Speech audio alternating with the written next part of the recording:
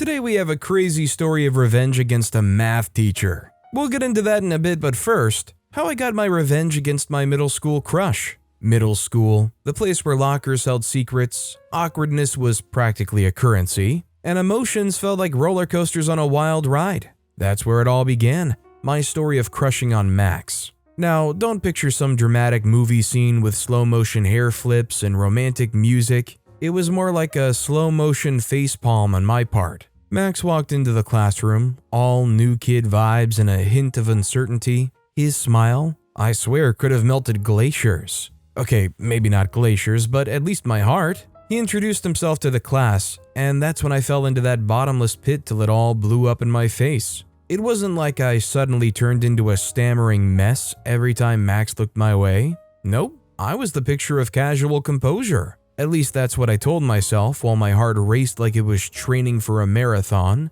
Our interactions were like sitcom snippets, brief, slightly awkward, and leaving you wanting more. I'd catch his eye during group discussions and I'd swear my cheeks would turn into cherry tomatoes. Our small talk was basically the highlight of my day. And when he laughed, oh boy, his laughter could have powered the school for a day. I might have scribbled Maddie plus Max in my notebook at home a few times. For research purposes. It's a good thing no one can decipher my chicken scratch handwriting or I'd have some explaining to do. As middle school rolled on, so did my crush. It wasn't a big secret, at least not to me. I had my suspicions that Max might have had an inkling, but who knows? Maybe I was just another face in the crowded hallways to him. Regardless, my crush on Max was undeniably strong through middle school, and it continued when we entered high school because the universe just happened to have a fun time placing us in a similar space. The story of how I got my revenge against Max was not until sophomore year. It is high school, so it just figures that the lockers had an upgrade from those cramped metal boxes to slightly less cramped ones. And we're all trying to figure out how to navigate the maze of corridors without bumping into someone. And as though being in the same high school was not bad enough, it got better. At least at that time, I thought it was the coolest thing to happen to me. Fate decided to throw me and Max together for a school project. Seriously, it was like the universe thought, hey, these two need more quality time. When our teacher announced the pairings, I had to suppress an involuntary excited squeal. Max and me, project buddies. Max, me, a project. My mind started crafting scenarios like I was some rom-com director, but hey, could you blame me? I mean, really, could you? I'd heard stories of what goes down in group projects from the inside of the girls' locker. Not that I've ever been a key character in the discussion or what the topic was about, so this was a good time to get in on the gist. Now that I think about it, I guess I was just like every other high school girl who had a stupid crush and built silly castles in the air hoping that they would actually come to pass. As I sat next to Max during our first project meeting immediately after the pairing was announced, I played it cool. The casual, I'm here to discuss project stuff, but inside I'm doing the happy dance. We threw around ideas, debated like mini lawyers, and honestly, it was fun. I couldn't help but notice the way he raked his fingers through his hair when he was thinking. The days went by, and with each passing conversation, I started to see a glimpse of who Max was beyond the charismatic smile. We laughed at inside jokes that only made sense to us. It was like our own little world amidst the chaos of high school. Those moments in movies where time seems to slow down and you can practically hear your heartbeat as you inch closer to a pivotal scene? That's how spending time with Max on our project felt. Like each minute had its own special spotlight. As we dove into our project, something shifted. It wasn't just about piecing together research or making colorful charts. It was about Max and me, piecing together moments and making colorful memories. We'd share glances that lingered a little longer, smiles that felt like inside jokes we only understood. We weren't just partners, we were becoming friends. It's as if the universe had decided to give us a sneak peek into what being a couple of buddies could feel like. We talked about everything, from the project's quirky requirements to our favorite ice cream flavors, but it didn't stop there. The first time Max asked me to hang out with him as he wanted to skip practice, I was taken back a bit. I mean, he wanted us to hang, not under the disguise of our shared project. It had to mean something, right? Max and I hung out twice outside the realm of the project, doing things that had nothing to do with pie charts or PowerPoint slides. I still remember the first time. A spontaneous visit to a quirky cafe that was all about mismatched chairs and indie music. It was a forget the world kind of afternoon, where laughter came easy and being ourselves was the only rule. I thought this was going to be the only time we would hang out together in this way, especially in the way the night awkwardly ended after what seemed like an unexpected, impulsive kiss that lasted a couple of seconds by the side of the road leading to my house. But we quickly recovered from that, and he was back the next day to contribute his quota to the project, which was really just talk. I did the work mostly, but I didn't mind. Spending time with him was fun like that. The second time we hung out was better than the first, and it started from our digress into rom-coms and how cheesy they could be. He wanted to know if that kind of stuff appealed to me, and while he was of the opinion that they were usually just overrated, he randomly chipped that we go see one together instead of the action-packed thriller he thought of going to see later in the year. Aside from the times we hung out, ever since the first awkward kiss we shared, there was this vibe between us, and we just sort of kicked it off from there. The project discussions became limited and we just talked about us. Of course, we did way more than talk.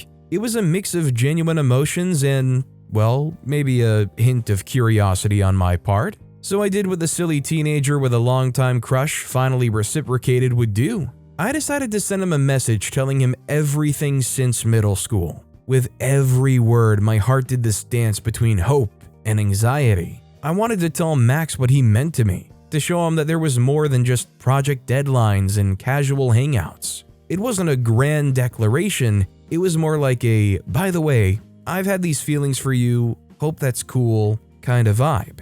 I sent him the message when we were talking about some other random stuff that spilled over from our physical discussion that evening. Smart, right? That was what I wanted to think. But as it turns out, while I was daydreaming about cozy chats and meaningful glances, it turns out Max had a slightly different agenda in mind. While I was navigating the confusing maze of feelings, he'd already figured out my not-so-secret secret, the monumental crush I had on him. But here's the kicker. He wasn't freaked out or distant. No, he decided to roll with it, as if my feelings were just another part of the high school experience. Turns out he had an ulterior motive for being my partner on the project. As he would make it clear to me later on, he wanted an easy ride through the project and he saw me as his golden ticket. Yep, you heard that right. Max was aware of my crush and he decided, hey, why not use this to my advantage? It was more like he gets to hang out with a girl he knows has a crush on him, and on top of that, he gets a get out of project free card. It's like winning the lottery of high school partnerships. As I was blushing at his words and imagining a future where we might be more than just partners, he was plotting a different kind of future. We spent time discussing project details, bouncing ideas, and laughing over inside jokes. All the while, Max was getting his project done, and let's not forget, getting his ego stroked by my admiration. It was like a win-win situation for him and I was blissfully unaware. That hurt a lot. It still hurts. All I did was have a crush like every other teenage girl. I still wonder why I had to be dealt with the worst of the worst luck. And the worst part of it was how much of a fool I made myself with the message I sent him. Do you know that feeling when you're about to jump off a cliff, not knowing if you're going to soar or crash? Well, that's exactly what I felt when I handed Max the confession note. Or rather, sent him that confession message. Yeah, we're in the digital age, and apparently even pouring out your feelings is a text away. I'd be lying if I said my heart wasn't beating like a wild drum solo as I typed out that message. It was a mix of bravery and sheer terror. I mean, what if he'd seen right through me all this time? What if he didn't feel the same way and I just created the most awkward situation in the history of high school? As I pressed that send button, it felt like I was throwing my heart into the virtual realm, hoping it would somehow reach him and make him understand what I'd been feeling all this while. Seconds turned into minutes, and every ping of my phone made my heart skip. His reply finally came, and I swear, it was like the world held its breath for a moment. But as I read his words, it was like a balloon slowly deflating. Max's response was unexpected, to say the least. He dismissed my feelings with a casual compliment, almost as if I told him I liked his new haircut instead of confessing what was in my heart. It wasn't that he was rude or mean. No, that would have been easier to handle. It was the nonchalance that cut through me. The way he brushed aside my confession as if it were a minor detail in our conversation about random things. I had built up this moment in my mind, imagining his response as some kind of revelation that would lead us to finally acknowledging what was between us. Instead, my feelings were met with a kind but ultimately empty response. It was like I'd handed him a treasure chest and he'd taken a peek inside, only to toss it aside as if it were filled with old trinkets. Like I said, it hurt, but I couldn't really bring myself to ask him why he had brushed off what I said, like it meant nothing. But what I didn't know was that was merely the beginning of how Max would shatter what was left of my heart and the stupid crush I had on him. It started innocently enough. I was scrolling through my social media feed, procrastinating on that daunting math assignment, when a photo caught my eye. There he was, Max, wearing that familiar smile, but the company he was keeping wasn't familiar at all. In the picture, he was engrossed in a conversation with a girl I'd never seen before. The caption read, "Late night study sessions with the best partner at New Girl." My heart sank, and not in the fun roller coaster way. New Girl? Late night study sessions? My mind went into overdrive, piecing together a puzzle that I hadn't known existed. I might have dismissed it as a misunderstanding. Maybe they were working on a different project. But then I remembered those times when Max had been distant, claiming to be swamped with school stuff. Turns out that school stuff had a name and it very much had a face. A pretty face.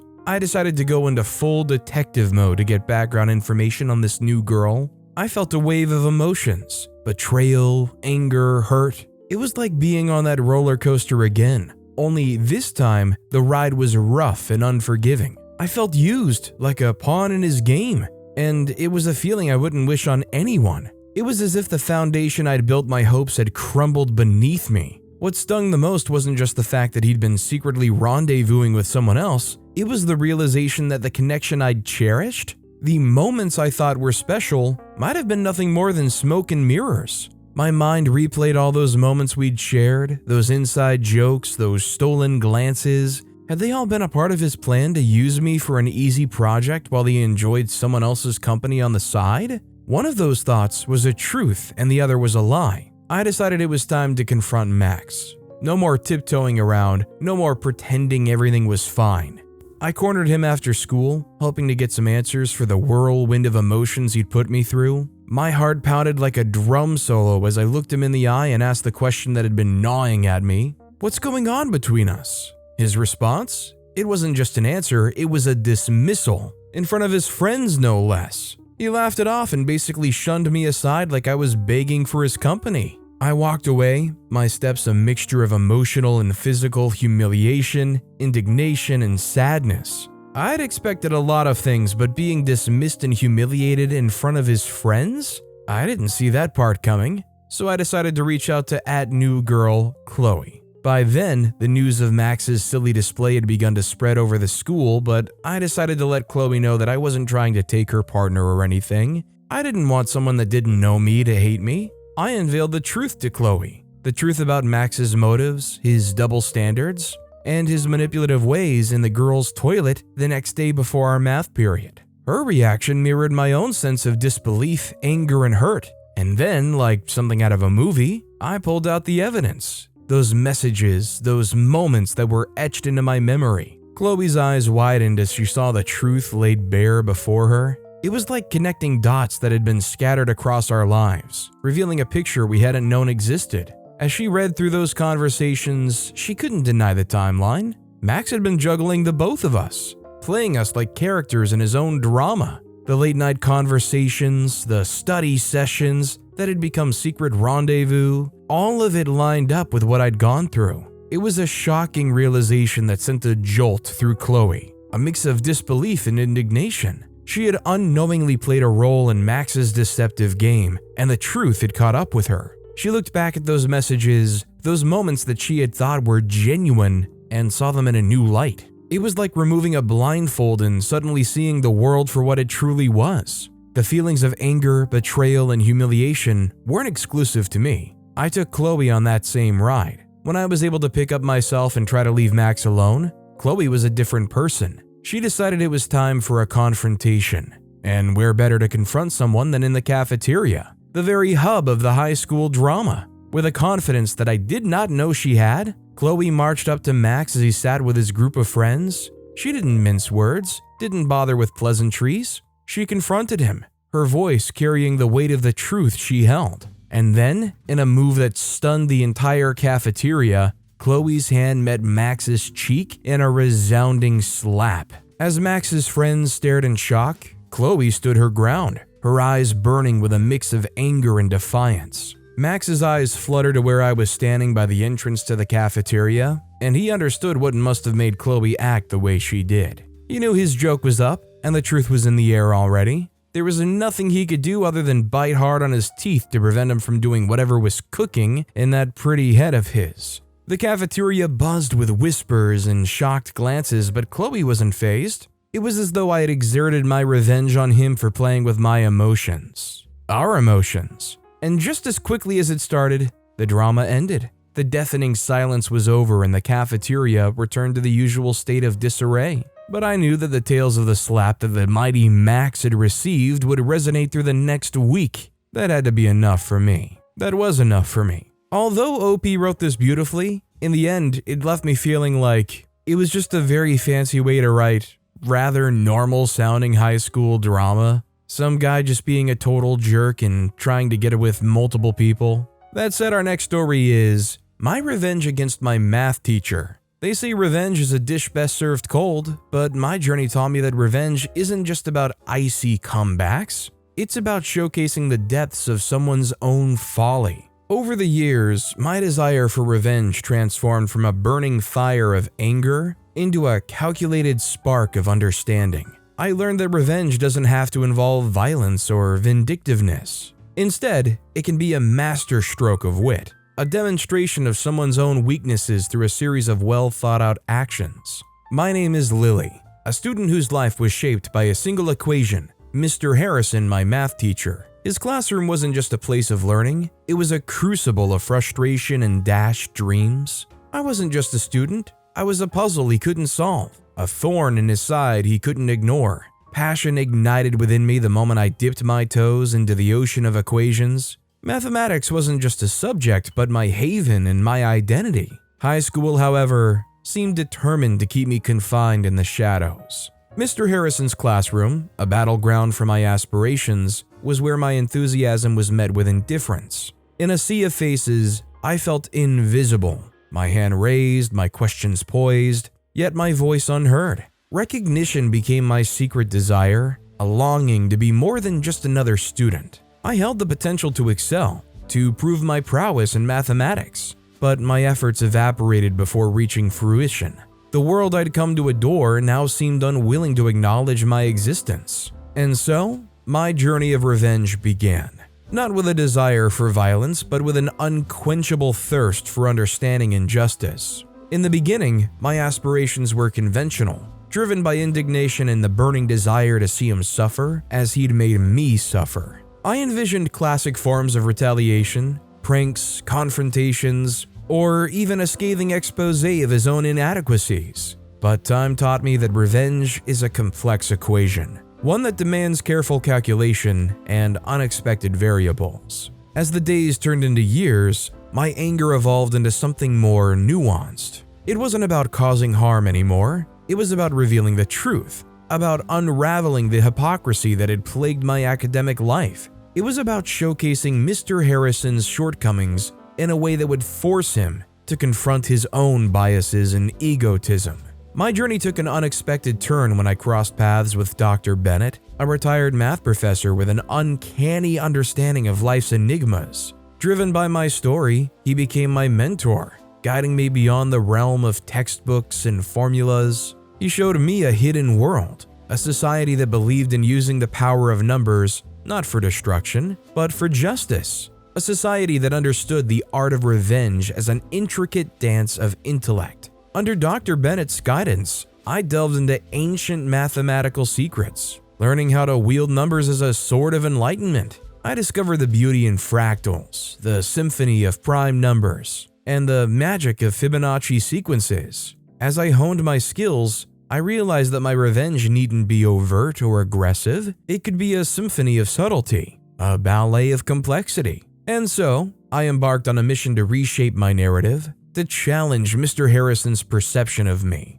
and to pave the path for his own transformation. This tale isn't just about revenge, it's about growth, redemption, and the incredible potential that lies within the folds of mathematics. I realized that making someone comprehend the extent of their own ignorance without lowering yourself to their level can be a profoundly satisfying experience. It's about crafting elaborate puzzles that challenge their intellect and perspective, making them question their own behavior and beliefs. Then, one day, everything changed. Dr. Bennett walked into the classroom and his presence was unlike any other teacher's. With eyes that held the wisdom of decades spent unraveling mathematical mysteries and a smile that reassured me, he truly saw me. It was as if he'd lifted the veil of invisibility and glimpsed the fervor within. Our connection was instant, like two puzzle pieces fitting perfectly. Dr. Bennett's recognition of my potential, my thirst for knowledge, and my desire to prove myself became the foundation of our alliance. Our conversations transitioned from casual exchanges about theories to a mentorship that reshaped my understanding of mathematics. In his cozy office lined with books, we'd explore geometry, calculus, and the allure of unsolved problems. These discussions were more than lectures. They flowed like a river, unburdened by constraints, weaving through mathematical realms. Dr. Bennett's explanations transformed complexity into clarity, like a symphony that resonated with my soul. Our alliance wasn't confined to the classroom. We shared walks across the campus, allowing our discussions to meander naturally, untethered by schedules. Dr. Bennett taught me that mathematics was not merely a subject, it was a universe of exploration, a treasure trove of patterns and ideas waiting to be discovered. Our interactions weren't heavy exchanges, they were the carefree dance of numbers, the whimsical banter of two kindred spirits. Under Dr. Bennett's guidance, I flourished. His mentorship wasn't limited to formulas, it was about nurturing my ability to think, explore, and create. Mathematics evolved from solitary work to a bridge connecting me with others, a language capable of conveying profound ideas and solving real-world puzzles. In this pursuit, the weight of revenge wasn't about causing harm. Instead, it was about highlighting the flaws in Mr. Harrison's character, unveiling his own biases and shortcomings. It was about crafting puzzles and challenges that mirrored the complexities of mathematics themselves, subtly nudging him to acknowledge his misjudgments. Dr. Bennett's mentorship had already transformed my perspective on mathematics, but little did I know that he held a secret, one that would lead me down an even more remarkable path. One evening, in the cozy ambiance of his office, he began weaving a tale that was more intriguing than any equation I'd encountered. He spoke of a hidden society,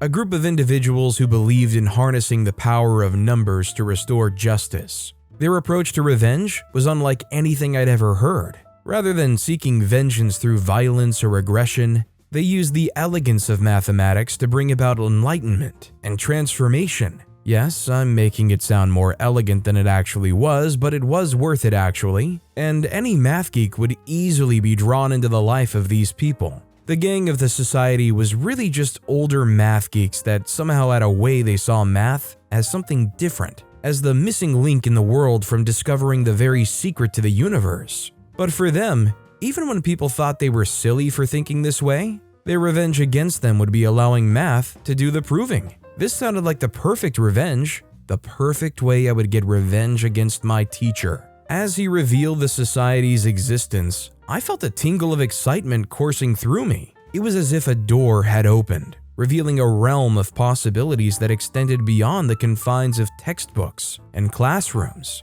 Dr. Bennett himself, a member of the society, offered to initiate me into its ranks, to teach me the ancient techniques that had been passed down through generations. These were his words, but in all honesty, I would find out that they were the first generation. My guess was that he was trying to make the idea sound extra cool to me, and he did that perfectly. I didn't mind that they were older than I was, or that there was only one other female in the gang. I just wanted something more from them that would enable me to play Mr. Harrison, the card he played me all year. My so-called initiation into the society was a journey into the heart of mathematical mystique. Dr. Bennett introduced me to the Society's archives, where ancient scrolls and texts that they'd collected over the years unveiled secrets that went far beyond what I'd learned in school. These weren't just formulas, they were perspectives that were more than what every other person knew. And with each passing day, I delved deeper into this hidden world,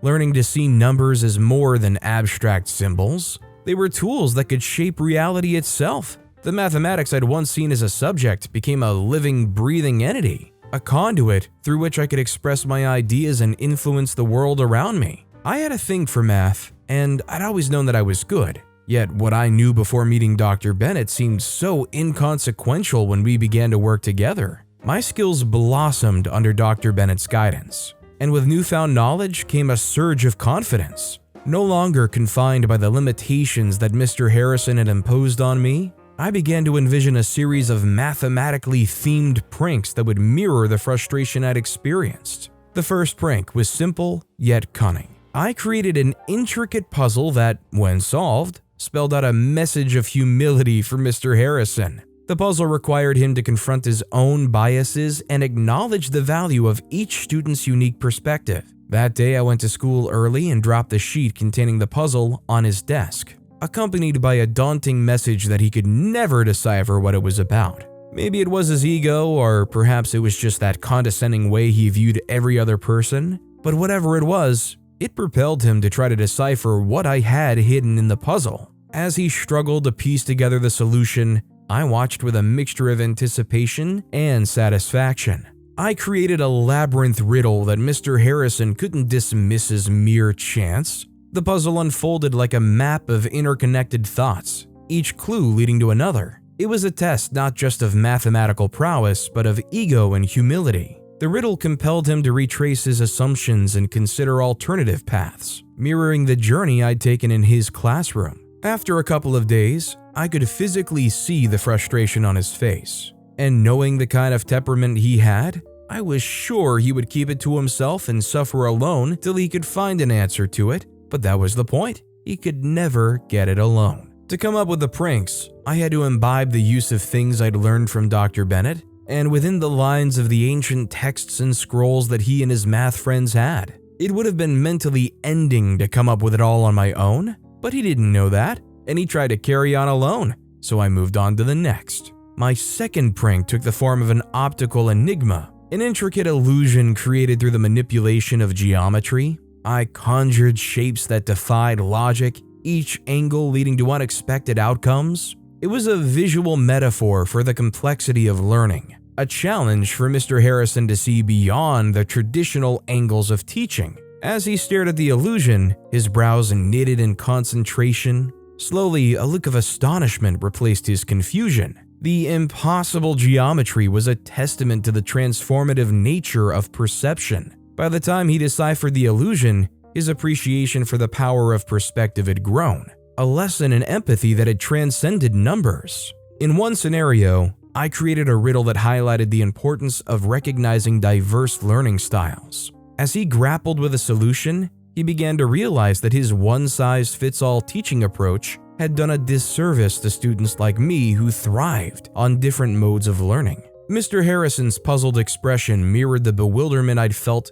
countless times in his classroom. With each prank, I felt a renewed sense of empowerment. The frustration I'd once internalized was now channeled into these creative expressions of enlightenment. The Mathematical Society and Dr. Bennett's guidance had provided me with tools that extended beyond revenge. They had given me the means to facilitate growth and transformation. One particularly memorable prank involved a series of equations that appeared unsolvable, a direct nod to the frustration I'd endured. By this third prank, he knew someone was messing with him, and at this time, he became more open to seeking answers to the questions from other people. Of course, I didn't know this for certain, but when I realized that he had solved the third puzzle, I knew he had help. He couldn't have done it all alone. With each prank, Mr. Harrison's intellectual limits were stretched. The puzzles require patience, critical thinking, and the willingness to admit when answers weren't readily available. The very qualities he had dismissed in me were the ones I aimed to make him embrace. As he wrestled with my challenges, his perspective shifted, and his demeanor grew more contemplative. The subsequent pranks followed suit, each a cascade of mathematical enlightenment. From paradoxical puzzles that challenged conventional thinking to intricate mazes that required collaboration, each prank was a reminder that teaching isn't confined to textbooks. It's a dynamic exchange of ideas and perspectives. As Mr. Harrison delved into these challenges, I saw a transformation unfolding. His dismissive attitude gave way to contemplation, his lectures became dialogues, and his approach shifted from dictation to engagement. And there was a change in the way he approached students. I like to think it's because he couldn't figure out who exactly was behind the pranks, so he decided to play it cool with everyone. But somewhere within my mind, I wanted to believe that the pranks had made him see that he couldn't hold all the knowledge alone, that we were all students in one way or another, trying to learn as much as life has to offer. So the cold attitude he gave in class, specifically towards me, stopped. Well, not stopped in the real sense of stop. Let's just say that he became indifferent to me rather than hostile. So I did what many would probably see as dumb. I told him all I had done. The time had come to reveal my role in the elaborate pranks that had reshaped Mr. Harrison's perspective. As the final puzzle's pieces fell into place, I knew that my mission of redemption required an open, honest admission. It wasn't about triumphing over him. It was about the transformation we'd both undergone. With a mixture of nervousness and determination, I found myself standing outside Mr. Harrison's office, my heart racing. The person who had once been a mere teacher now represented something more complex, a figure who had gone through the trials I'd orchestrated. Taking a deep breath, I knocked on the door, and his voice beckoned me to enter. As I walked in, I could feel his gaze on me, curious yet cautious. The air was charged with a mixture of tension and curiosity, and I took a moment to steady myself before speaking. I explained the pranks, the lessons woven within them, and the transformation they had inspired. I confessed that I was behind each one, a student seeking a means of empowerment and understanding. Mr. Harrison's expression wavered between surprise and contemplation. He had often underestimated me, viewing me as a mere challenge to his authority. Now his eyes held a glimmer of respect, an acknowledgement of the courage it took to stand before him and reveal my actions. What followed was unexpected. A shift in Mr. Harrison's demeanor that would reshape our dynamic. Instead of anger or indignation, he listened intently, recognizing the layers of intention behind my pranks. It wasn't a tale of revenge, it was a story of growth, a journey that had revealed the possibilities hidden within both of us. His indifference dissolved, replaced by a genuine curiosity about my motivations and the depth of thought that had gone into each prank. I saw a newfound appreciation for the unique challenges I'd presented him with, a recognition of the insights hidden within the mathematical enigmas. The wall that had once separated us crumbled, replaced by a bridge built on honesty and shared experiences. Perhaps the most surprising turn of events was Mr. Harrison's decision to inform the school administration of my actions. What could have been a moment of retribution became an opportunity for collaboration and growth. He recognized the potential of my pranks to spark dialogue about teaching methods, student engagement, and the power of unconventional approaches. In a meeting with the school administration, he recounted the journey we'd both undergone, the challenges, the lessons, and the transformation. The administrators, initially intrigued by the puzzles, were now fascinated by the narrative that had unfolded. Instead of punitive action, they saw an opportunity for both of us to contribute to a deeper understanding of education. Mr. Harrison and I began to collaborate in ways I could never have foreseen.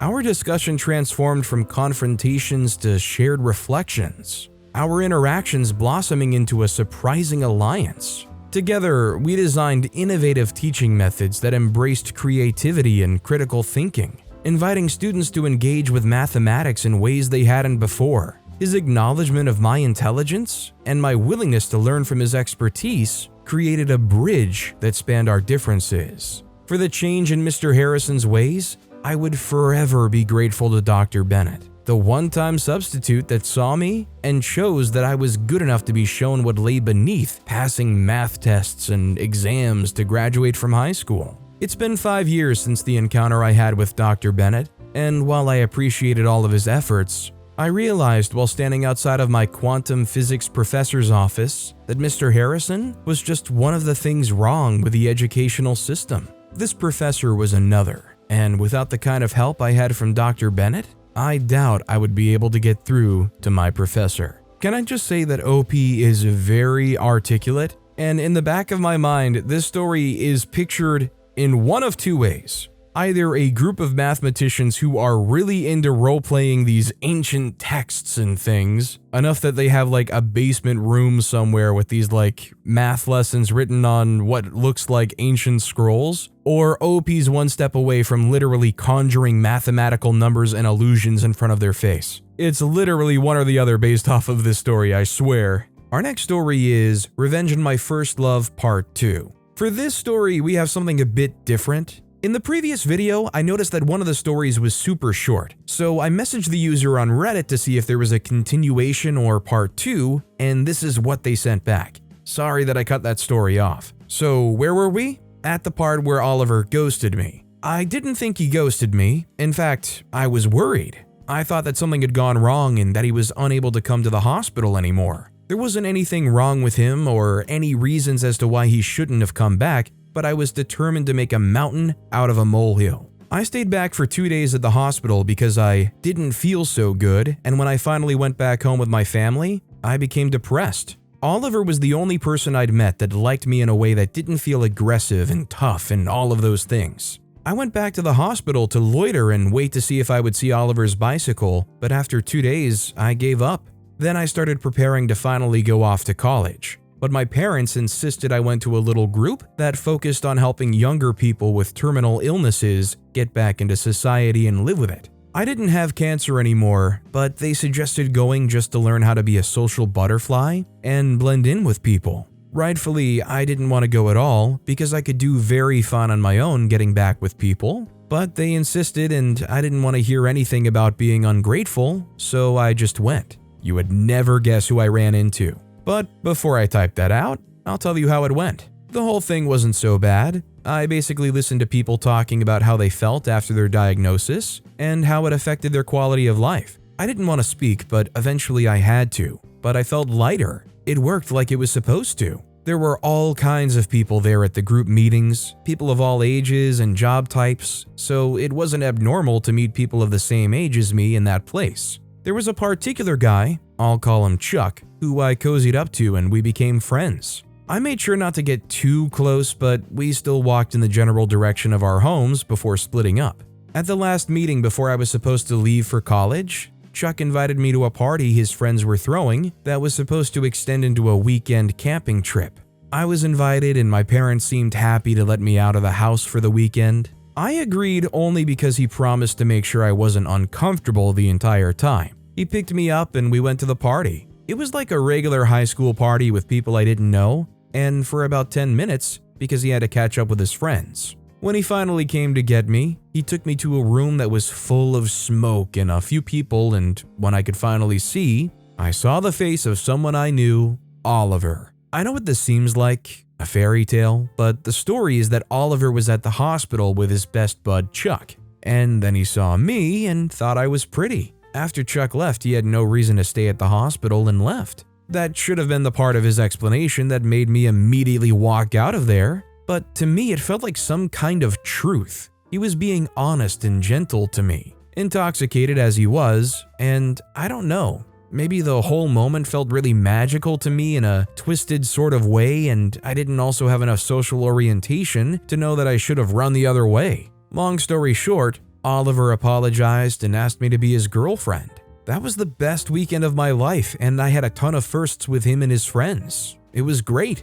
I went off to college in a good mood, and it started out great. Once a month, I went back home and spent a weekend with Oliver and Chuck and their other friends. I didn't make too many friends at college either, but I did make one friend, and she was my roommate as well. We had a lot of fun together, and one weekend, I took her back with me on one of my weekends with Oliver and Chuck and the others. It was the weekend that I realized I was just a prank in the first place, and I found out while really drunk. He and Chuck were talking about all their shenanigans, and we were all so drunk so nobody really had a filter. Chuck asked if Oliver could believe he and I were still together, and Oliver laughed and started to narrate how all of it was a prank. Apparently, Oliver came to the hospital to see Chuck, and Chuck told him that there was a girl who just got admitted in. In their boyishness, Oliver came to speak to me, and it went well. Since he didn't have any feelings for me, it was easy for him to leave. Then Chuck met me in the group meeting and told Oliver, and they dared him to ask me to be his girlfriend and see if I would agree to it.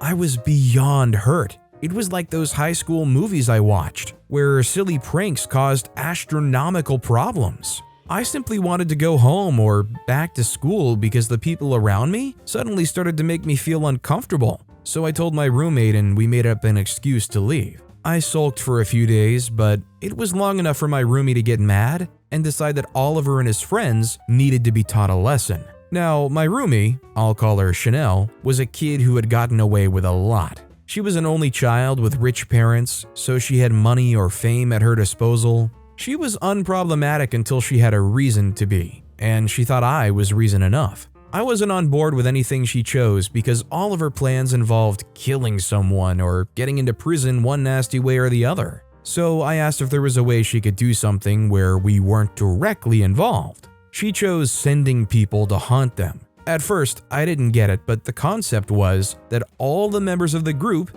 as long as they were involved in the plan, would send one person after them to always follow them and creep them out until they did something out of frustration or apologized to me. It was dramatic and I thought it would be funny if anything, but she promised that it would be good. I agreed, and our plan was to stay in contact with them, so it looked like we didn't know anything about it. Angry and hurt, I went along with the plan, and Chanel used her money to pay people to follow them around. It was a little hard pretending to be sympathetic when Oliver would complain about it, and then he started having sleepless nights. About 3 people in his friend group had to leave town, and Chuck stopped going anywhere for a few months.